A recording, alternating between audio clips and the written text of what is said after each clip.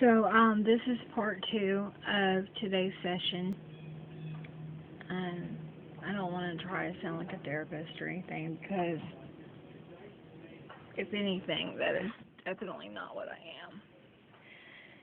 You know, after going through a lot in my life, my mom said, well, maybe that would be a good career choice for you, and I'm like, please. I'd be like on the Matrix, you know, take the blue pill. I definitely wouldn't take the red pill. You know why? Because, hello, I would not want to know. I'm sorry, but after everything I've been through, I don't think I would want to know what was really going on and that the life that I was living was fake. I mean, would you? Would you want to know that everything that you've done or built up to be was a total lie and that your real body is somewhere else and they were keeping you alive like aliens? I mean, come on. I would not want to go down the rabbit hole. So yeah, I would tell my clients, take the blue pill. Got a problem? Take the blue pill. Your mom died? Take the blue pill. Family member has a disease or illness? Take the blue pill. Got in a car accident and now have agoraphobia and you can't leave the house? Take the blue pill.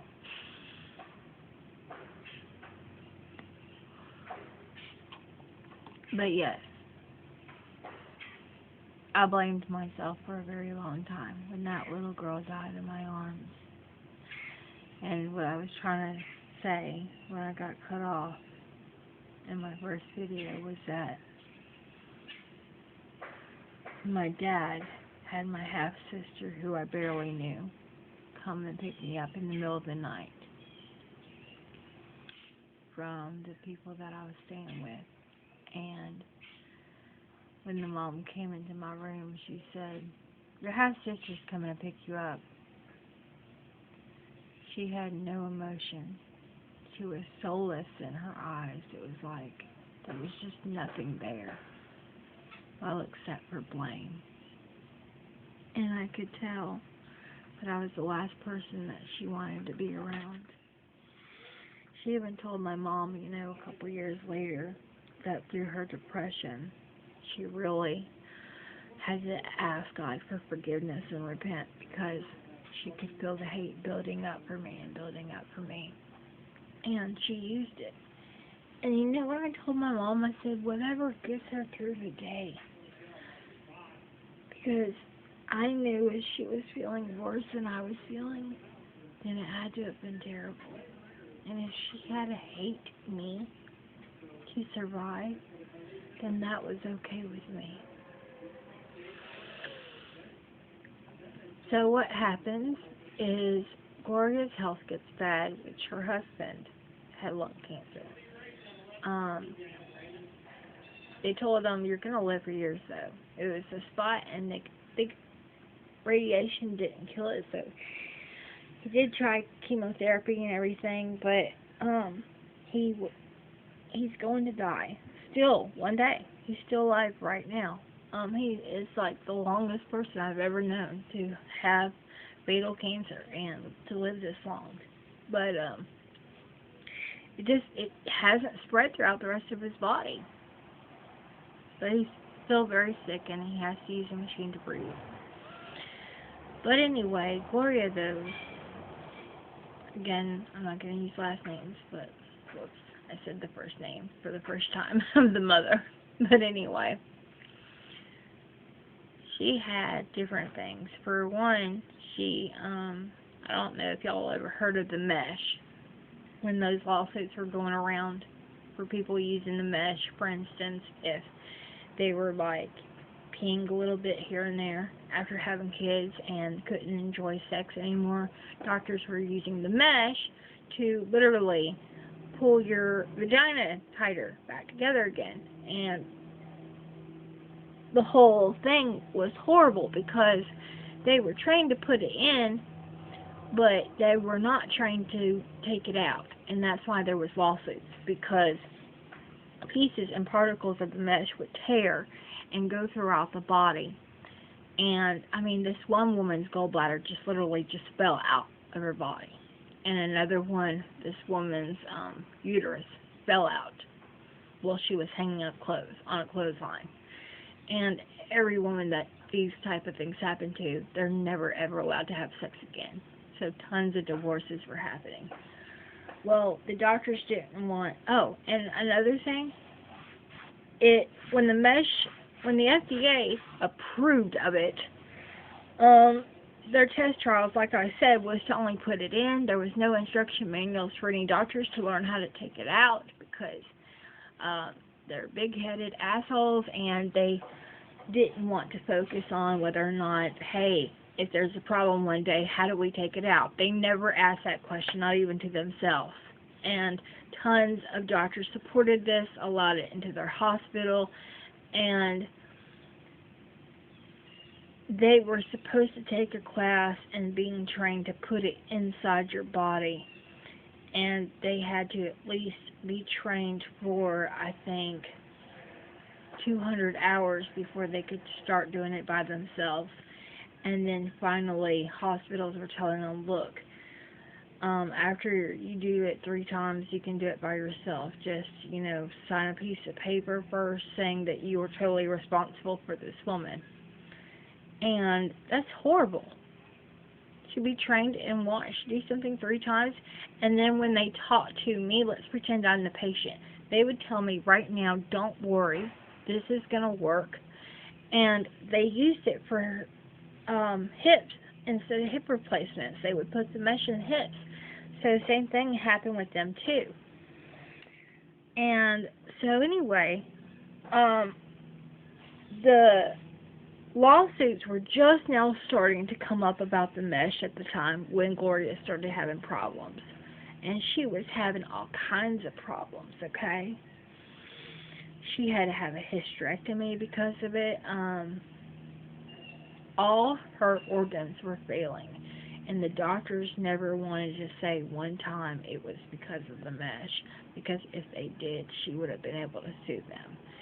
And my mom tried so hard to get her to sue them anyway because we knew what it was from. But she was not told that she was dying. So what did they do?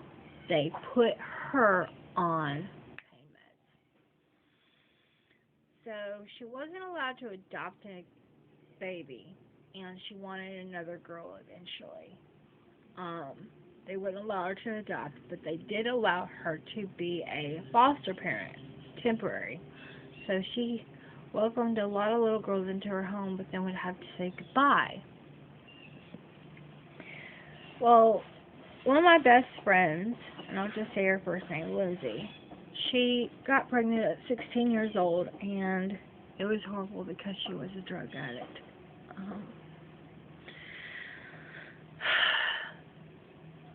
She came to me and she said, I feel like I failed you because we were going to make it. We were going to go to college, we were going to get out of this town, and we were going to make it together. And I just haven't failed me because I was a year older than her. And I said, listen, we'll raise this baby together. And neither of us is a lesbian. It wasn't like that. It was just I was going to be there for her. I said, we can do this. But then as time went by, she was coming to me and admitted that she had used a few times while she was pregnant. And she had a dream about having an abortion and woke up crying because she could never do that. I'm anti-abortion, and so is she. And I said, would you be willing to give the baby up for adoption? And she said, I hadn't thought about that. That would be horrible. She would hate me forever. And I said, not if it was an open one. And she said, what do you mean? And I said, listen, you know how I was babysitting Gloria's kids and her little girl Christy died in my arms? And she said, yeah. I said, she has tried adopting from these adoption agencies, but they won't give her a baby because of her health, and her husband has cancer. and he's not going to die anytime soon, but he will one day die. And she said, yeah, but if I adopt my baby to her, how can she take care of her? And I said, Gloria, believe it or not, is a strong woman, and I actually think that it would give her years and years to live if anything made her happy again. I said, not only that, but her son Josh is suffering because ever since his sister died, she has been so depressed that she hasn't paid enough attention to her own son. And it wasn't because Gloria was a bad mother. It's because when you lose a child, it's hard to look at your other child because it makes you think of the baby that you've lost. So me and Lindsay understood that, and I said, let me take you down there to meet her. Lindsay was 16, I was 17. We went down there to meet her. Gloria loved her. They fell in love with each other. Gloria took her to get her nails done. She said, would you be comfortable with having the baby here? And Lindsay said, absolutely. I mean, they really got close. Lindsay stayed there, for the rest of her pregnancy. Gloria bought her beautiful, Lindsay looked great. I was so proud of Lindsay for doing this, and Gloria and her chose the name together and named her Angel. And Gloria adopted her. Gloria adopted my best friend's baby and took her out of a bad situation. Well, my best friend was a drug addict, and I felt like I was finally doing something good to take away the pain, and Gloria had told me that, she said, I know I haven't said it out loud to you, but I did forgive you, and it took me to having to ask God for forgiveness for hating you for so long and blaming you for so long because you were a child when Christy died, and it was not your fault. You were not a murderer. And I cried and cried and cried, and I didn't think I was ever going to stop. I said, Gloria, I don't know what I'm going to do, though. Even though I've introduced you to my best friend and she's giving you a little girl, I will always think of Christy, and she will always be the first thing on my mind every single day for the rest of my life. And I'm turning 33 tomorrow, you guys. I was right. I thought about Christy every day, first thing in the morning, up until about 4 years ago. I was about 29, fixing to be 30, when I finally, one day, woke up, and she wasn't the first thing on my mind. And by then, I had already had 2 kids, and me and my husband was separated.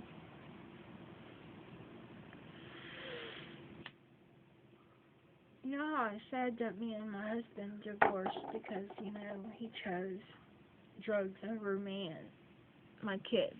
Well, I don't know if I said that yet, but I did tell the story about how I was never going to leave my husband as long as he continued to try to stay off drugs, because you marry and for better or worse till death do you part. Well, he really did choose drugs because I finally said, listen, and it was a horrible time. I did not know that his next job, and by the way, my husband was an iron worker, so we made plenty of money. I mean, at 19, when I first married him, he was working 12 hours a day, bringing in anywhere from $1,800 to $2,000 a week. He was so good at math, he passed the first test and went from foreman to journeyman. I'm not foreman as a boss man, I'm sorry, from iron worker to journeyman iron worker. And that usually takes 3 to 5 years for a regular person to do it, but My husband Travis was so smart in math. He passed the first test. It gave him 32 college credits, and his pay went from $18 an hour to $35 an hour plus $75 a day in per diem, just like that, within 6 months' time. Got married in San Antonio, Texas, where he got this job. It was our relationship that brought him and his mom back together because his mother was a drug addict and he was mostly raised by his grandmother, who we called Nanny. She didn't get to watch my daughter Nevaeh grow up. Nevaeh's not biologically my ex-husband's daughter. That's another story for another time, but the fact is that, Nanny got to play with her when she was 11 months old, and she would watch her and stuff, but she had cancer and she was dying.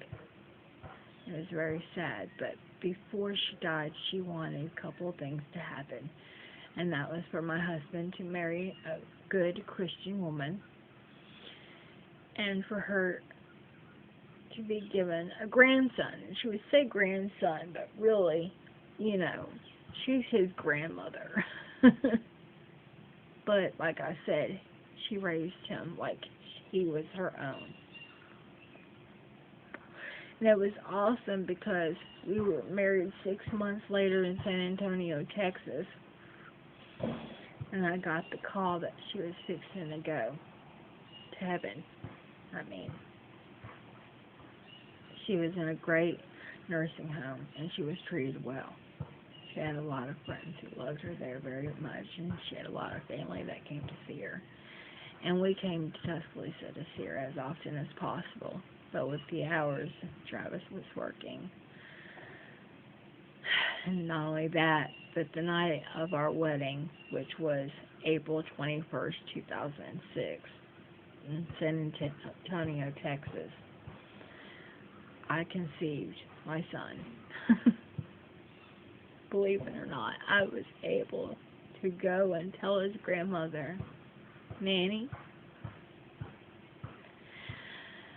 they told me that we were going to lose you soon, and I came down to see you because they said that you wanted to see us. And she said, I'm so glad you're here. Where's Travis? And I said, he took a bus. And she actually said, good. And I said, Nanny, what's going on? And she said, I'll tell you later, honey. It's okay. She said, what news have you brought to me? And I said, we're having a boy. And that was a crucial, wonderful moment in my life because I had never really felt important. I never really felt like I deserved happiness. And to be able to tell Nanny before she died, the woman that raised my husband,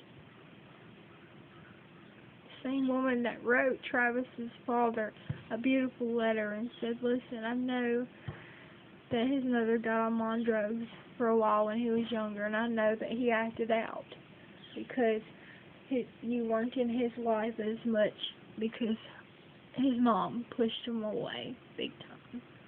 He left her because she, they both did drugs in the 80s. It was 80s, everybody was doing cocaine and stuff, but his mom, she didn't stop, and crack came out, and meth came out, and she ended up just doing them all, and but yet she always blamed Terry, Travis's dad, and not only that, but she was a homebody. She wanted to stay in Alabama. She didn't want to leave. Well, she married an iron worker. So when they had to leave Lacey Springs, Alabama, where Travis's family lives and where they're from, which is right next to Huntsville. It's about 3.5 hours away from where I live now. She said, I don't want to move. I don't want to move. And Travis was 12 months old at the time when they got a divorce. And it's crazy because when I looked at pictures of them, they looked great together. They looked absolutely adorable. And the longer she used drugs, the more we lost her mentally. I mean, she really just started fading. She started talking to the point where she was making no sense, and I'm like, so when Travis got on drugs, I'm like, do you want to wake up one day and be what your mother is now? So one day the kids are going to get older and they're going to know what you're doing, and I had never given him an ultimatum, but when I did, it was a horrible, horrible timing because we had been married for 6 years. 18, 20, 21, 22, 23, 24, 25, 26. Okay, 7 years. And we were living in South Carolina. And he relapsed again. Turned out that we rented to own a 4-bedroom double wide. And we had already lived in New Orleans in South Carolina, but it was a more little ghetto area, and we wanted to get out of it because we didn't like the schools. So we moved to Augusta, South Carolina, which is like North Augusta is in Georgia. It's right over the bridge to Georgia, but then you have Augusta in South Carolina. So I guess we can say we lived in South Augusta, whatever. But anyway, we lived what I thought was beautiful countryside, huge yard for the kids to play. We bought them those little 4-wheelers. Actually they were huge. It took Travis forever to put them together for Christmas, but to see their faces, they were $500 a piece. We redecorated our home, and we were building our credit because we got the lease to own furniture. Even though we weren't living in Texas anymore and I didn't have the big $2,000 a month, 1,500 square foot townhouse and stuff, I felt like we were really becoming our own and that things were getting better. Travis was clean. Guess what? The road right behind us was called Meth Valley. And how we found that out was one night. It was so loud, the sirens and everything, and I thought there was a fire close by, and I said, Travis, wake up. And we look out the window, and there's all these sheriff SUVs going down this dirt road, like way, way, way, way, way down. And I'm like, I didn't even know anyone lived down there. And I'm like, is a house on fire? And when they were leaving out, there was all these people in the back of the cars. You could kind of see a reflection. And they had tattoos and everything on them. Well, a few months later, my husband comes home and says, I spoke to them, and they're dope dealers. And I'm like, Travis, they obviously work with the cops because they were let out the next day. So that it was so obvious that they were snitches. And Travis said, so what? That means, they're not going to turn us in because I'm just a user. They want big fish. They don't want little fish. And I was like, Travis, you're crazy. I said, please do not do this. And he went out and got some, and I even ended up using them again. And I'm not proud of myself. I justified it by telling myself he's going to leave me if I don't use because he's going to see me and he's going to say, this isn't the girl for me. She's not fun anymore. God, I stayed with him at that time for all the wrong reasons, but when I had it, realizing what am I doing, because he was bringing in people, and scary people. People that were asking us to hide guns under our beds when they were renting them out by the hour, and they had 15-year-old sons doing it for them and bringing them the money. And I'm like, Travis, get these people out of my house. And it got crazy. Things got crazy because Travis became in debt with these people, and they were coming over, banging on the door, and threatening us. And I'm like, get them the money we owe them, and let's stop this shit. And he's like, you stop. What if you need to get your stuff and leave? And I'm like, Travis, this is not you. This is the worst I had ever seen him. I thought for sure people were going to hear rumors and that people like DHR, Human Resources, whatever they called them in South Carolina, was going to come banging on our door and take our kids away. I was horrified. Because this wasn't a game anymore. It wasn't just two people doing drugs. I mean, he was making drug deals. He was hiding guns under my bed after I told him not to. And one of his friends held a gun to my head and said, I'm not leaving your house until your husband kicks me out. And I said, Travis. And he was like, that's my homeboy. And things got so scary. I kept the kids safe as much as I could. That summer, I sent the kids to my parents. And then he found out that he was getting a job in New Mexico. And he begged me to come. And even said he was sorry for everything. And I said, Travis, the kids have to go back to school, and they're starting school in South Carolina where our home is. I said, how can I possibly come? And remember, like I told you, I had always been on every job with him. So, of course, it was this one time.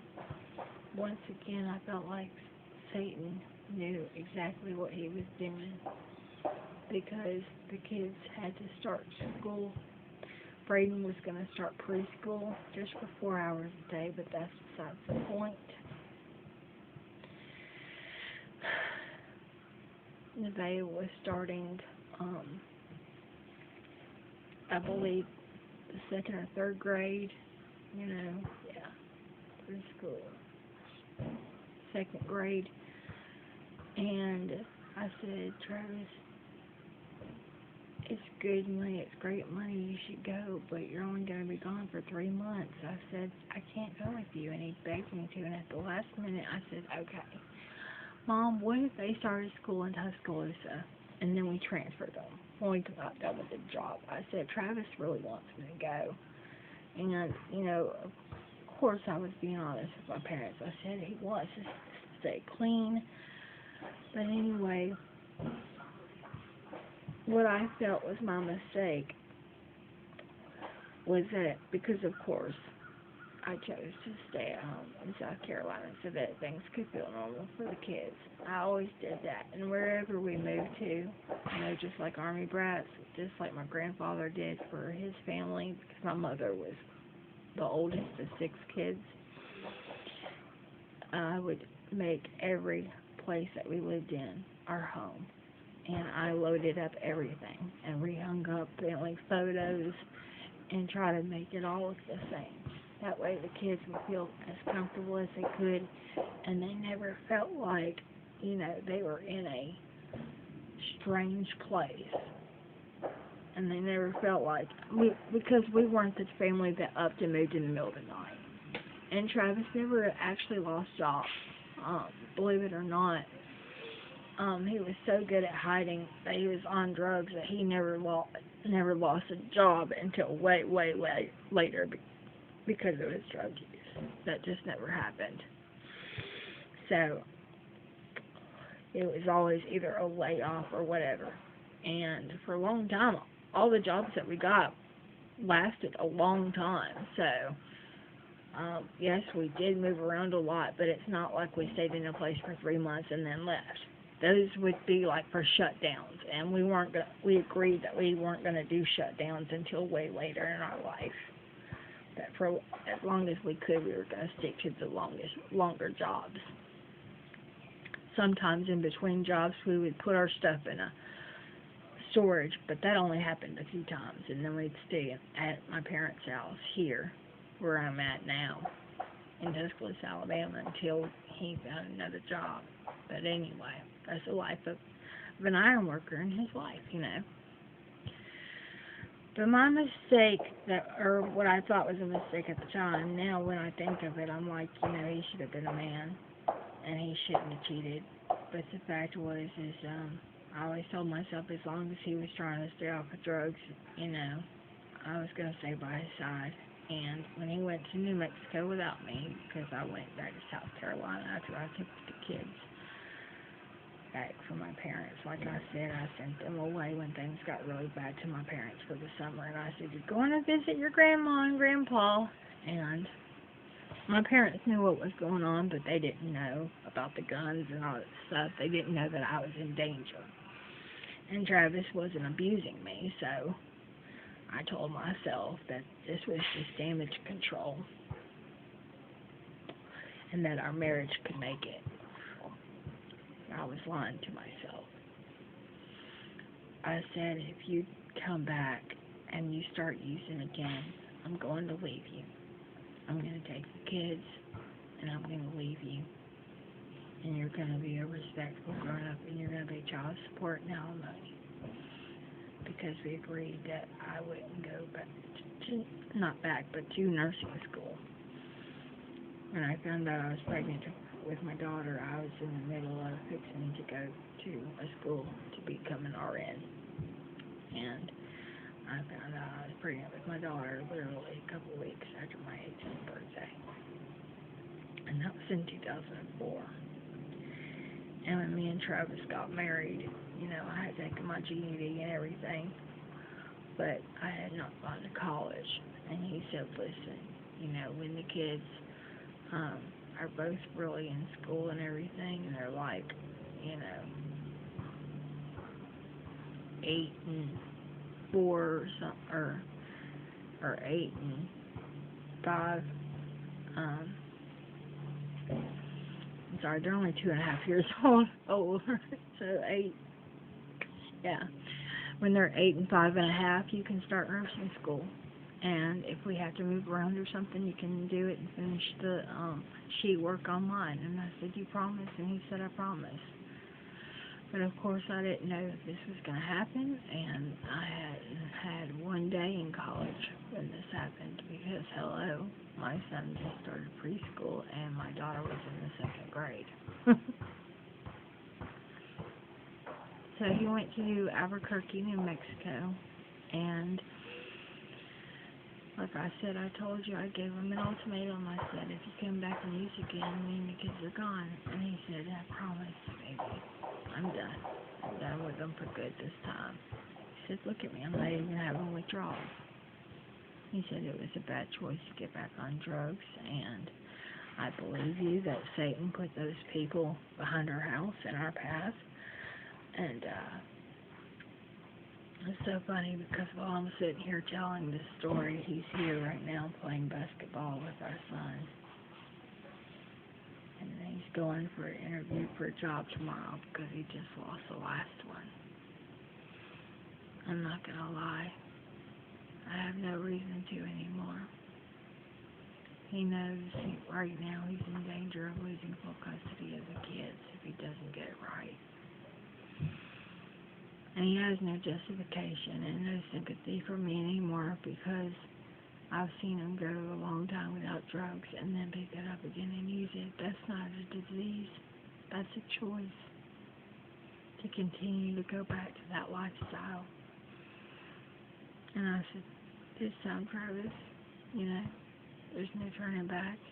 If you don't want to be a father, I can do this, and we'll put this to a full close and give the kids closure, and we will let you go out of our life, and you'll send a check once a month, and that'll be the end of it.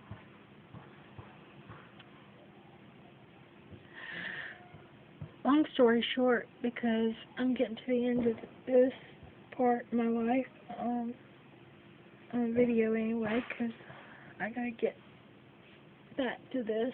I'm actually supposed to be supervising him when he's here to see the kids.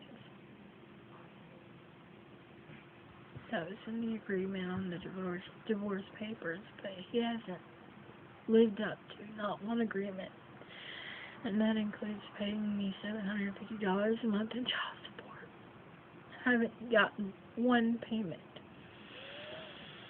which is why I am going to be trying to work from home with this business called Global It Works, which I will talk about with you later, because that is a story for another day.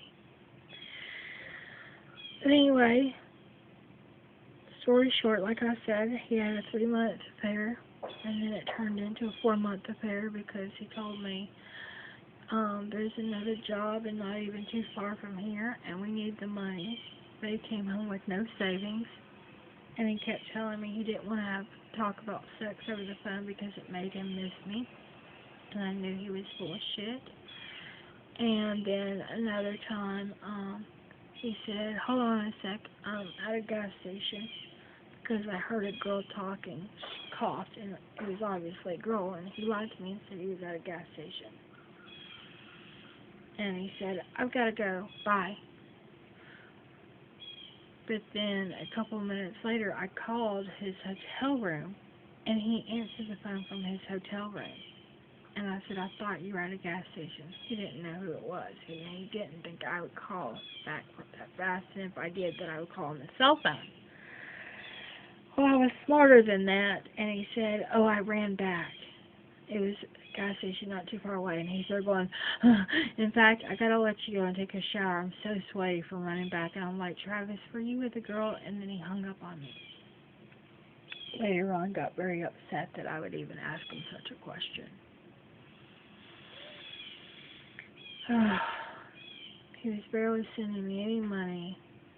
He was only sending me $120 a week, and I knew he was really not a